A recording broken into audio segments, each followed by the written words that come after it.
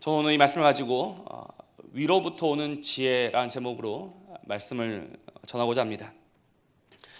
우리 안에는 하나님의 말씀이 심겨 있습니다. 하나님이 우리 안에 분명히 말씀을 심으셨고 그 말씀으로 우리를 낳으셨습니다. 그래서 우리는 그 말씀을 따라서 새롭게 낳은 바 된 자들입니다. 그렇기 때문에 우리가 정말 우리 안에 하나님의 말씀이 있음을 믿는다라면 우리의 말은 우리 안에 있는 그 말씀을 담아내는 도구가 되어야 한다. 이렇게 지난주에 말씀을 드렸습니다.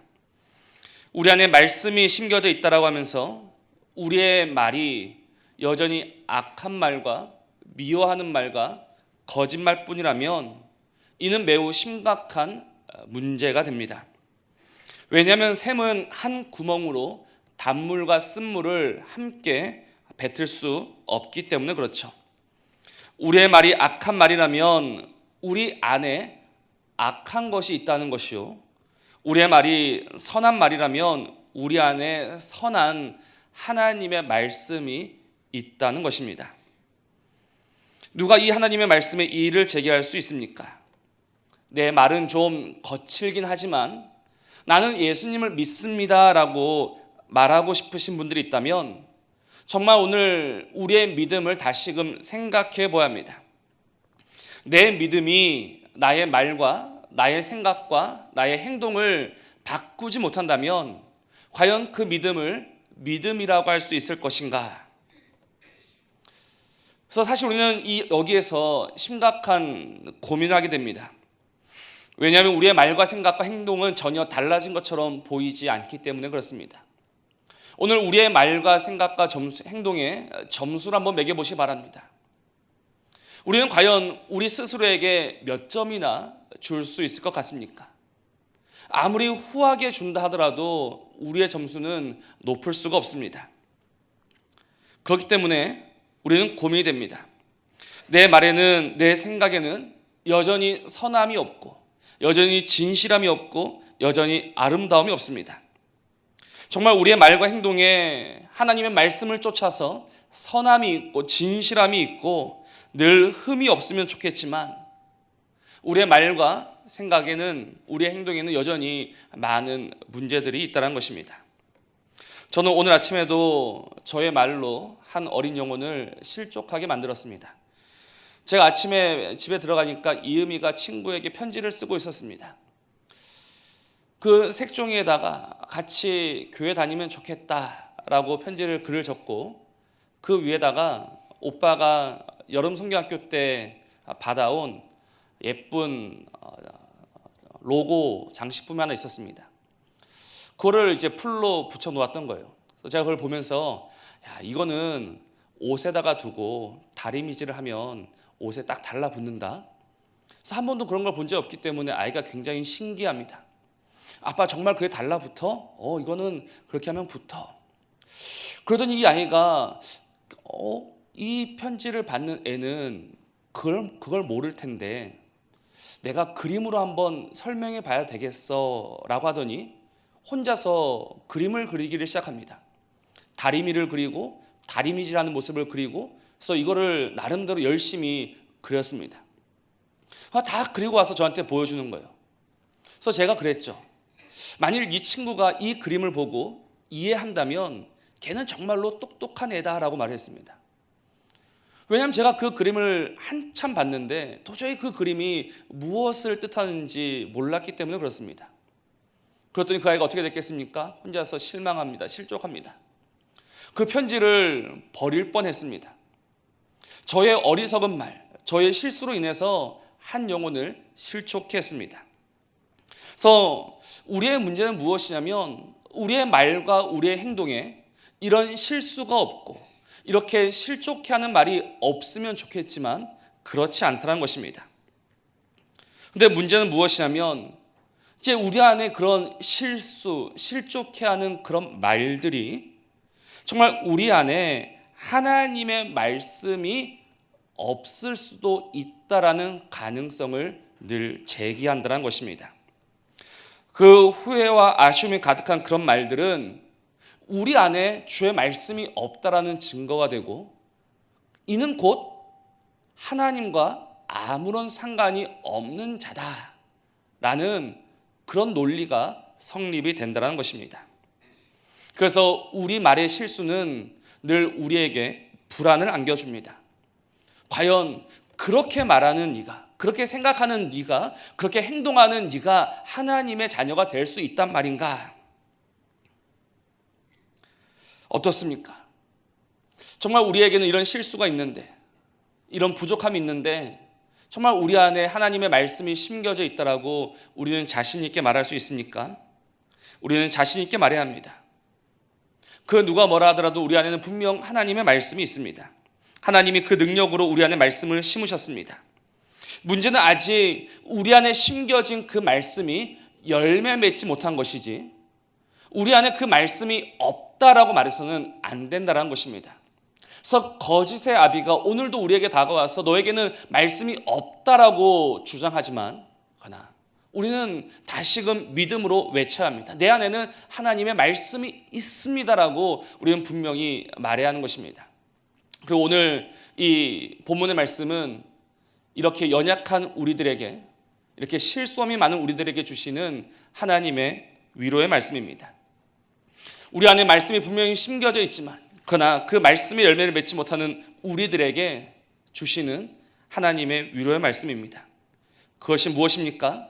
바로 그 우리 안에 심겨진 말씀이 열매 맺기 위해서는 다른 그 무엇보다 위로부터 오는 지혜, 정말 위로부터 오는 그 지혜가 있어야 한다라고 오늘 말씀은 분명히 가르쳐주고 있습니다. 이 위로부터 오는 지혜가 있어야지만 그 지혜가 우리 안에 심겨진 그 말씀과 만나서 열매 맺게 되고, 우리의 말과 우리의 생각과 우리의 행동이, 우리의 삶이 달라지게 된다는 것입니다. 그러니 우리는 무엇보다 이 믿음으로 저 위로부터 오는 지혜를 구하고, 그래서 그 지혜를 받음으로 말미암아 하나님이 기뻐하시는 그런 열매 맺는 저와 여러분이기를 먼저 주님의 이름으로 부탁을 드립니다. 오늘 15절 말씀을 보면 지혜는 두 종류가 있다고 합니다.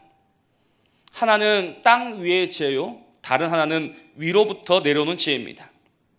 오늘 저에게 필요한 것이 무엇일까요? 오늘 우리에게는 과연 어떤 지혜가 필요합니까? 세상은 말합니다.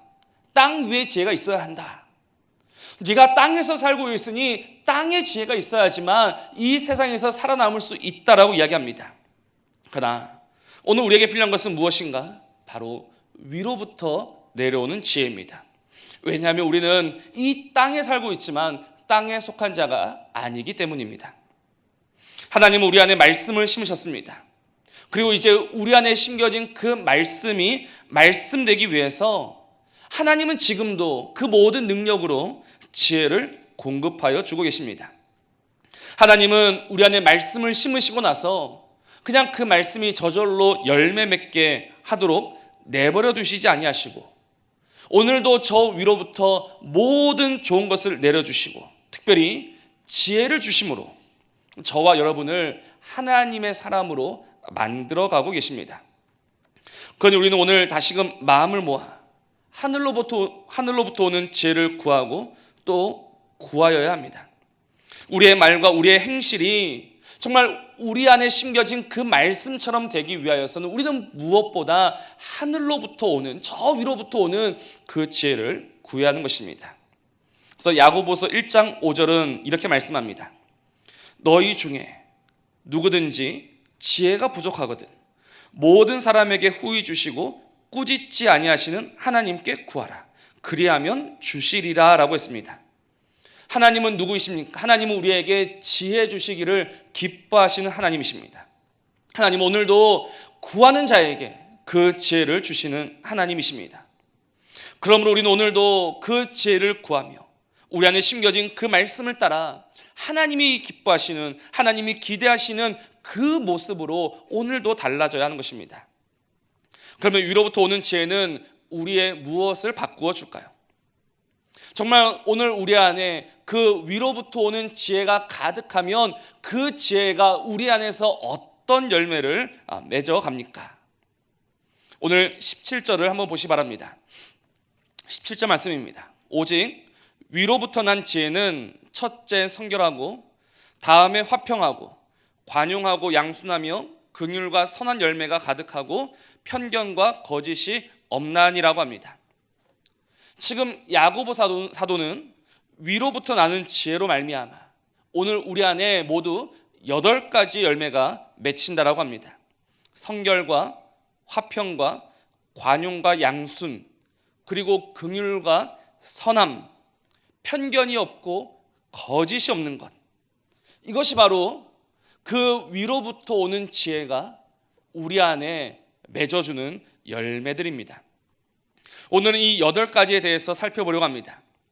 근데 이 8가지는요, 크게 2가지로 나눌 수 있습니다. 바로 성결과 긍휼입니다. 그래서 오늘 우리가 이 8가지는 다 기억하지 못하더라도 성결과 긍휼이라는 2가지는 꼭 기억해 주시기를 부탁을 드립니다. 오늘 위로부터 오는 지혜, 하나님이 주시는 지혜로 말미암아 우리 안에 성결과 긍휼이라는 열매가 시작되는 것입니다. 먼저 성결은 무엇입니까? 이 말은 순전하다라는 의미입니다. 오늘 하늘로부터 오는 지혜는 우리의 마음을 순전하게 만듭니다. 특별히 이 순전이라는 것은 우리의 말과 우리의 행함에 있어서 그 동기에 아무런 문제가 없는 상태를 말합니다. 그것이 순전함이고 성결함입니다. 그러니까 오늘 우리 안에 위로부터 오는 지혜가 있어야지만 우리의 말과의 행동에 아무런 거리낌이 없을 수 있다라는 것입니다. 오늘 인터넷 많이 본 뉴스 순위에 기독교 관련 뉴스가 올라왔습니다. 참 좋은 소식으로 그 많이 본 뉴스 순위 올라왔으면 좋겠지만 아쉽게도 그렇게 좋지 못한 소식으로 많은 사람들이 보고 있었습니다. 그 뉴스의 제목은 이렇습니다. 헌금 연 400억 명성교회 파워, 세습이라 말 못하는 기독교계. 이것이 뉴스의 타이틀이었습니다. 어제 7월 16일입니다. 7월 16일 예장 통합 총회 재판국 모임이 있었습니다. 그 명성교회 세습에 대해서 재심리하고자 재판국이 모였던 것입니다. 그래서 지금 이게 전국적인 관심이 되어서 많은 언론사들이 그 현장을 취재하기 위해서 모여들었다라는 뉴스까지 제가 봤습니다. 그래서 참 저도 어제 하루 종일 관심을 가지고 그 뉴스를 지켜봤는데 저녁이 될 때까지 아무런 뉴스가 올라오지 않습니다. 근데 그때 한 신문사에서 그 뉴스에 관해서 올렸었는데 그 신문은 아이러니하게도 신천지 신문이었습니다. 그러니까 신천지 신문까지 그 일에 관심이 많은 거죠. 그러면서 어떤 뉴스를 알려줬었냐면 오늘 다루기로 했던 그 명성교회 세습에 관련된 문제는 오후 5시가 되도록 한 번도 다뤄지지 않았다. 이게 그 신천지 신문에 올라온 마지막 뉴스였습니다. 그리고 오늘 아침에서야 그 심리가 다음 달 8월 5일로 연기되었다라고 뉴스가 다시 나왔습니다. 그렇게 8월 5일로 연기되었다라는 소식과 함께 세습을 세습이라 말하지 못하는 기독교계, 이 뉴스가 올라왔던 것입니다. 한번 생각해 보십시오. 그것은요, 누가 보더라도요 세습입니다. 그런데 세습이라 말 못하는 이유가 무엇입니까? 이는 단순히 그 돈의 힘 때문이 아닙니다. 결국 그 재판도 사람이 하는데 그 재판 국원으로 뽑힌 사람들 중에 정말 그 명성교회 문제에 있어서 그 마음에 순전함, 그러니까 거리낌이 없는 사람이 아무도 없었다는 것입니다. 그 문제를 두고 세습이라 말하면 결국 자신도 똑같은 올무, 똑같은 함정에 빠지게 되니 세습을 세습이라 말하지 못하는 것입니다. 여기저기 얽혀있고 설켜있는 그런 문제들로 인해서 그 마음이 순전하지 못하고 성결하지 못함으로 인해서 아닌 것을 아니다라고 말하지 못하는 상태에 이르고 만 것입니다. 다시 오늘 본문으로 돌아오면 결국 그렇게 된 이유가 무엇입니까? 위로부터 오는 지혜가 아닌 땅의 지혜가, 땅의 꼼수가, 땅의 계산이 그 마음속에 가득하기 때문입니다. 그 땅의 계산이 가득하니, 그 마음에 순전함이 없고 그 마음의 동기가 순전하지 못하니 결국 땅에 발목 잡혀서 아무런 말도 하지 못하는 벙어리가 되고 마는 것입니다. 그러니 그 결과는 또 무엇이겠습니까? 화평은 다 깨지게 되어 있는 것입니다. 화평이 있을 수가 없죠. 내 마음에 순전함이 없으면 결국 그 화평은 이루어질 수 없다는 것을 우리는 알아야 합니다. 그 총회 재판국 모임 자리에서 고성이 오고 가고 또 어떤 분들은 그 자리를 박차고 나왔다고 합니다. 다 깨지는 것입니다. 그 마음에 순전함이 없으면 화평은 깨집니다. 그리고 무엇도 없습니까? 관용도 없습니다. 그 마음이 순전하지 못하니 어떻게 다른 사람의 마음은 순전하다라고 말할 수 있을까요? 내 마음에 거리낌이 있는데 저 사람의 마음에는 거리낌이 없어라고 누가 말할 수 있을까요? 내 마음이 그러하니 다른 사람의 마음도 그러할 것이라고 생각하고, 그러니 이해하지 못하고 받아주지 못하고 너그러울 수가 없는 것입니다. 항상 날카롭게 사납게 지적하고 용서함이 없는 것입니다. 또 양순이라는 것은 무엇입니까? 양순이라는 마음은 내 마음을 바꾼다라는 뜻입니다. 내 생각과 내 마음은 좀 다를지라도 하나님의 뜻이 이러하면 내 뜻을 포기하고 내려놓고 그 말씀을 쫓아가는 것, 그것이 양순입니다. 근데 내 마음에 순전함이 없으면 양순이 있을 수가 없습니다. 내 마음에 순전함이 없이 어찌 우리의 마음을 새롭게 고칠 수가 있을까요? 결국 순전함이 없음으로 말미암아 그 마음은 고집스러운 마음, 양순이 없는 마음이 되고 마는 것입니다. 그러니 보십시오. 위로부터 난 지혜가 있어야지만 우리의 마음이 순전하게 성결하게 되어 그 순전함으로 화평과 관용과 양순이 이루어지는 것입니다. 그리고 그 화평과 관용과 양순으로 말미암아 주의 몸된 교회가 더욱더 교회 된다는 것입니다. 그래서 무엇보다 교회는 지혜가 있어야 합니다. 교회는 지혜가 없으면 결국 세상에서 손가락질 받게 됩니다. 지금 교회가 세상에서 지탄받는 이유가 무엇입니까? 돈이 없어서입니까? 사람이 없어서입니까? 건물이 없어서입니까? 그렇지 않습니다. 돈도 있고 사람도 있고 건물도 있지만 오늘도 여전히 손가락질 받는 이유, 바로 교회에 위로부터 난 지혜가 없기 때문입니다. 그 지혜가 없음으로 말미암아 교회는 오늘도 비난받고 있고, 오늘도 교회는 이 세상에서 눈총받고 있음을 우리는 참으로 가슴 아프게 생각해야 합니다. 정말 하나님은 우리에게 지혜를 주시는데 그 지혜로 우리 안에 심겨진 그 말씀이 열매 맺게 하시는데, 오늘 우리가 그 지혜가 없어 오늘도 깨트리고 있고, 오늘도 용서하지 못하고 있고, 오늘도 고집 부리는 교회가 되어서 결국 많은 이들을 이 교회로 돌아오지 못하게 한다. 우리는 어떻게 그 책임을 다 감당할 수 있을까요?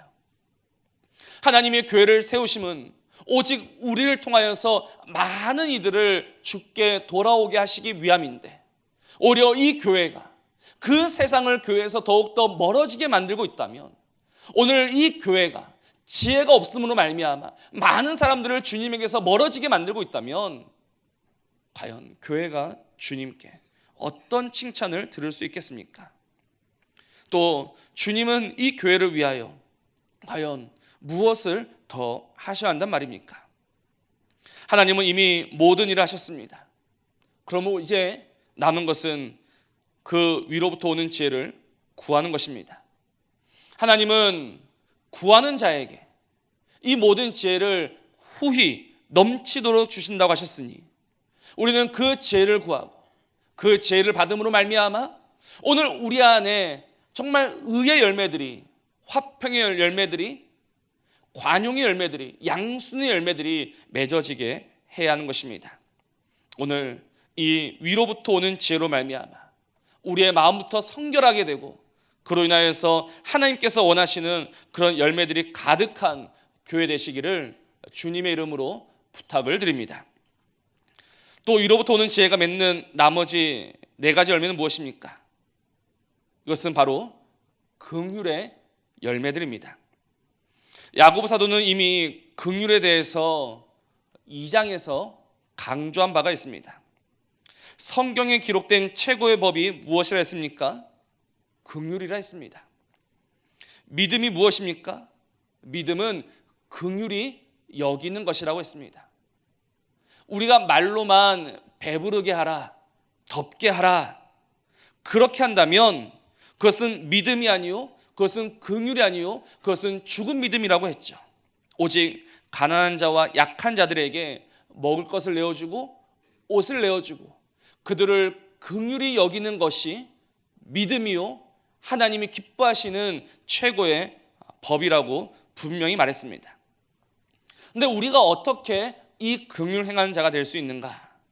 바로 위로부터 오는 지혜를 받음으로 말미암아 우리 안에 이 긍휼의 마음이 시작된다는 것입니다. 그리고 우리 안에 이 긍휼이 시작됨으로 말미암아 이제 우리 안에는 어떤 열매가 맺히는가? 무엇보다 선한 열매가 맺혀지기 시작한다는 것입니다. 그렇습니다. 긍휼이 열매를 낳습니다. 긍휼이 여김이 없으면 열매가 있을 수가 없습니다. 긍휼이 열매를 낳는데 그에 대한 분명한 증거가 있습니다. 그것이 무엇입니까? 바로 저와 여러분입니다. 하나님은 우리 안에 말씀을 심으셨고 그 말씀으로 우리를 낳으셨습니다. 근데 이 모든 과정에는 하나님의 긍휼이 있었음을 우리는 알아야 합니다. 아마 자녀를 낳고 길러보신 분들이라면 조금 쉽게 이해하실 수 있을 것입니다. 분명 우리 안에 긍휼이 있습니다. 우리 안에 이 긍휼이 있으니 그 긍휼이 우리의 자녀를 포기하지 못하게 하는 것입니다. 어떨 때는 너무 미울 때가 있습니다. 어떨 때는 정말 모든 것을 끊어버리고 싶을 그런 때가 있습니다. 그러나 포기하지 못하고 놓지 못하고 끊을 수 없는 이유가 무엇입니까? 긍휼 때문이라는 것이죠. 오늘 그 자녀를 긍휼히 여김으로 말미암아 결국 그 자녀가 선한 열매로 맺혀져 가는 것입니다. 마찬가지입니다. 하나님께서 우리를 보실 때 사랑스러운 적이 많을 것 같습니까? 아니면 미운 적이 더 많을 것 같습니까? 적어도 저를 본다면 미운 적이 훨씬 더 많을 것 같습니다. 그래서 할 수만 있다면 끊어버리고 싶고 그냥 잘라내버리고 싶을 때가 왜 없겠습니까? 그러나 하나님 우리를 끊지 않으시고 버리지 않으시고 포기하지 않으신 이유가 무엇인가? 바로 하나님의 긍휼 때문입니다. 하나님 오늘도 그 긍휼로 인하여서 우리를 붙들고 계시는 것이죠. 하나님의 그 긍휼이 여겨주심으로 말미암아 우리가 여전히 하나님의 자녀일 수 있다는 것입니다. 그리고 그 긍휼로 하나님 우리를 어떻게 하시는가? 야고보서 1장 18절은 이렇게 말씀합니다.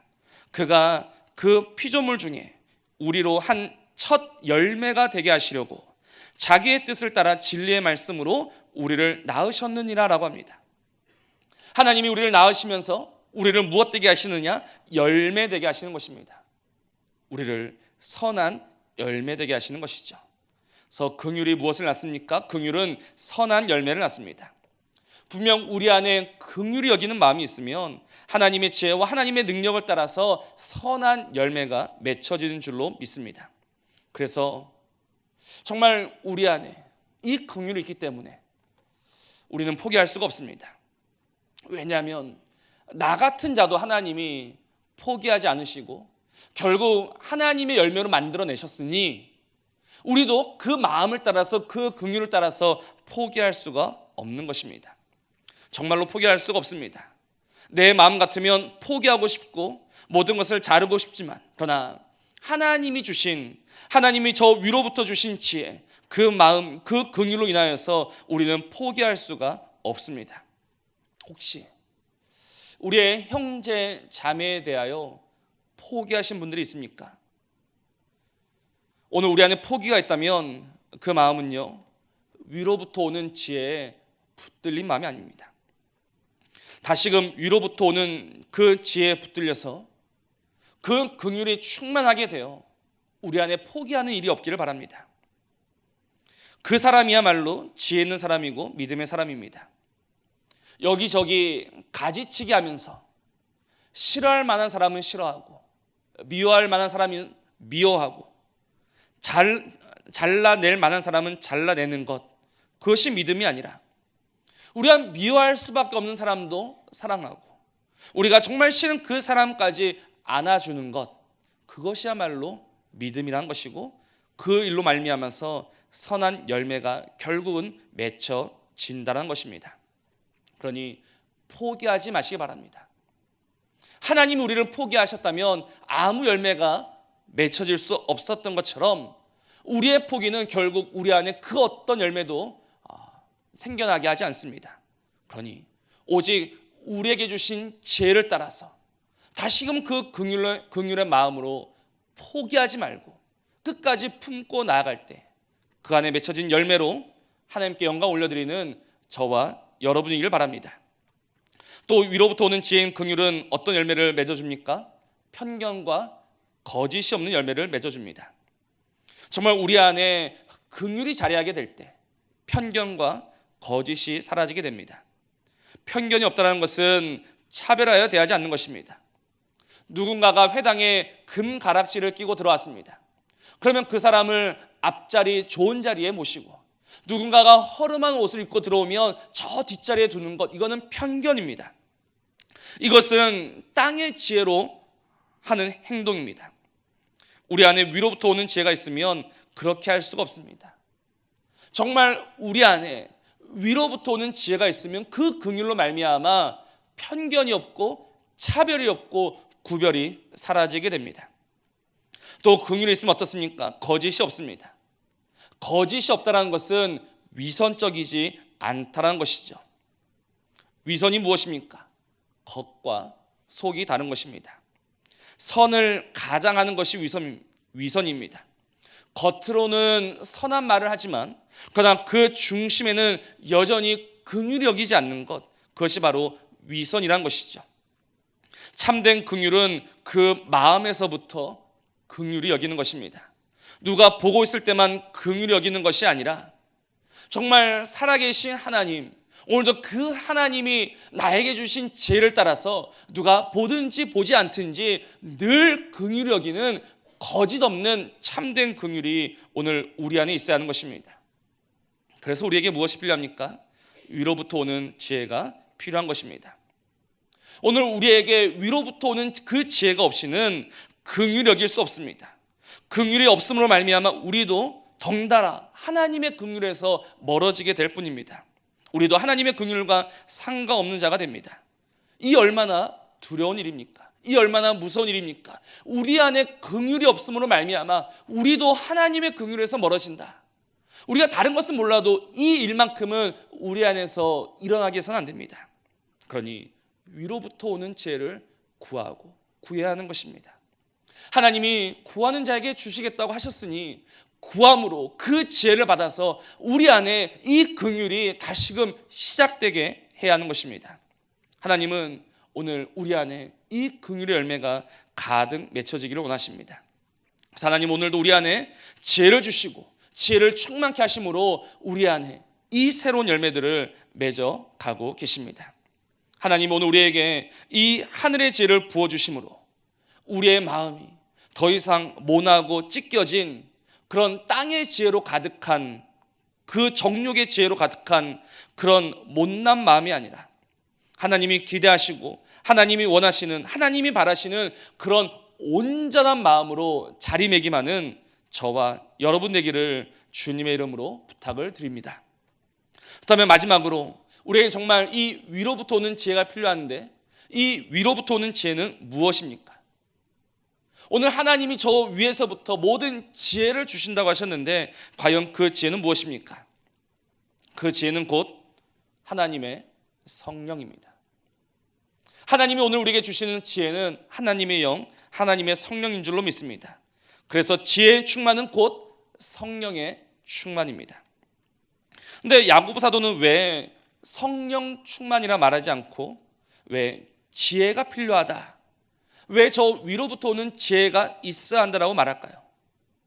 이는 지금 야고보 사도가 무엇을 우리에게 말하고 있는지를 생각해 보면 그 이유를 알게 됩니다. 야고보 사도는 지금 흩어져 있는 12지파에게 편지합니다. 야고보 사도는 지금 그 세상 가운데 흩어져 있는 교회에 편지합니다. 그 세상 가운데서 이리 부딪히고 저리 부딪히고 흔들리며 떠내려가고 있는 교회에 편지합니다. 세상 속에서 그 마음이 둘로 나뉘어져서 이도 저도 못하는 교회들을 위하여서 편지합니다. 즉 야고보 사도는 교회가 이 세상 안에서, 정말 다른 곳이 아니라 이 세상 안에서 주의 몸된 교회가 되게 하기 위하여 무엇보다 우리에게는 지혜가 있어야 한다, 오늘 이 말을 하고 싶은 것입니다. 주님께서 교회를 보시면서 무엇이라고 하셨습니까? 나는 너희를 세상 안에 둔다라고 하셨습니다. 내가 양을 이리 가운데 보내는 것처럼 내가 너희들을 그 안에 두니 너희들에게 무엇이 필요하다라고 했습니까? 지혜와 순결이 필요하다라고 분명히 말씀하셨습니다. 너희는 뱀처럼 지혜로워야 한다. 오늘 우리가 이 세상 안에서 살아내기 위해서는요, 다른 그 무엇보다 지혜가 있어야 하는 것입니다. 그런데 정말 이 교회 안에 있을 때는 꽤 괜찮은 것 같습니다. 이 교회 안에 있을 때는 그나마 괜찮은 교회처럼 보입니다. 근데 문제가 무엇이냐면 세상에 던져졌을 때, 세상 안에 있을 때 교회가 교회답지 못하다는 것입니다. 야고보 사도는 지금 그게 너무너무 안타까운 것이죠. 정말 교회가 세상 안에서 살아내어야 하는데, 교회가 그 세상 안에서 빛이 되어야 되고 소금이 되어야 하는데, 오늘 그 지혜 없음으로 말미암아 세상이 더 어둡게 되고 있고 그 교회는 바깥에 버려져 밟혀지고 있는 그 현실이 너무너무 안타까운 것입니다. 그래서 편지합니다. 무엇을 편지합니까? 너희에게는 지금 지혜가 필요하다라고 편지하고 있는 것입니다. 너희 안에 그 지혜가 있어야지만, 하늘로부터 오는 지혜가 있어야지만 너희의 마음이 이 세상 안에서 나누이지 아니하고, 이 세상 안에서 찢겨지지 아니하고, 이 세상 안에서도 한 마음이 되어 온전히 하나님의 교회로 살아갈 수 있다. 그 하나님의 교회가 되어서 그 어두운 세상을 빛 가운데로 부를 수 있고, 그 맛을 잃어버린 세상에 다시금 고루 맛을 내게 할 수가 있다. 그러니 무엇보다 너희들에게는 지금 지혜가 필요하다라고 말하고 있는 것입니다. 오늘 이 지혜가 충만한 저와 여러분이기를 주의 이름으로 부탁을 드립니다. 하나님은 구하는 자에게 지혜를 주십니다. 그래서 우리가 생각할 수 없었던 것을 생각하게 하시며, 우리가 깨달을 수 없었던 것을 깨닫게 하시며, 정말 우리가 어떤 길을 걸어가야 할지, 우리가 오늘 어떤 삶을 살아가야 할지를 그 하늘로부터 오는 지혜는 우리에게 보여주고 가르쳐주고 그 길을 또 능히 걸어갈 수 있게 하는 것입니다. 그 지혜는 우리의 마음을 성결하게 만듭니다. 그 지혜는 우리의 마음을 긍휼의 마음으로 바꾸어 줍니다. 그래서 정말 세상과는 다른 길을 걸어갈 수 있도록, 세상이 쫓아올 수 없는 그 길을 걸어갈 수 있도록, 정말 길이요 진리요 생명 되신 예수 그리스도의 그 길을 걸어갈 수 있도록 그 지혜가 우리를 살리며 온전케 하는 것입니다. 더 이상 이 지혜가 없음으로 말미암아 세상에서 지탄받는 교회가 아니라 이 지혜로 말미암아 정말 많은 이들을 생명 가운데 돌아오게 하는 별처럼 영원히 빛나는 저와 여러분이기를 주님의 이름으로 부탁을 드립니다. 그러니 우리는 무엇보다 우리의 말과 우리의 생각과 우리의 행동을 조심해야 합니다. 오늘 하나님의 지혜를 가지고 우리의 말을 돌아봐야 합니다. 하나님이 주신 그 지혜를 가지고 우리의 생각과 우리의 행동을 다스려 가야 합니다. 오늘 우리의 생각이 얼마나 악합니까? 오늘 우리의 생각이 얼마나 어리석습니까? 오늘 우리의 생각이 여전히 땅의 생각만 쫓아가고 있지는 않습니까? 그럼 우리가 어찌 이 세상을 향하여 여기에 길이 있다, 여기에 진리가 있다, 여기에 생명이 있다 말할 수 있단 말입니까? 땅의 지혜를 구하지 마십시오. 땅의 지혜를 포기하십시오. 그리고 오직 저 위로부터 오는 지혜, 그 지혜로 우리의 말과 우리의 생각과 우리의 행동을 바꾸어서 정말 하나님이 기뻐하시고 하나님이 바라시는 그런 교회 되시기를 주님의 이름으로 부탁을 드립니다. 기도하시겠습니다.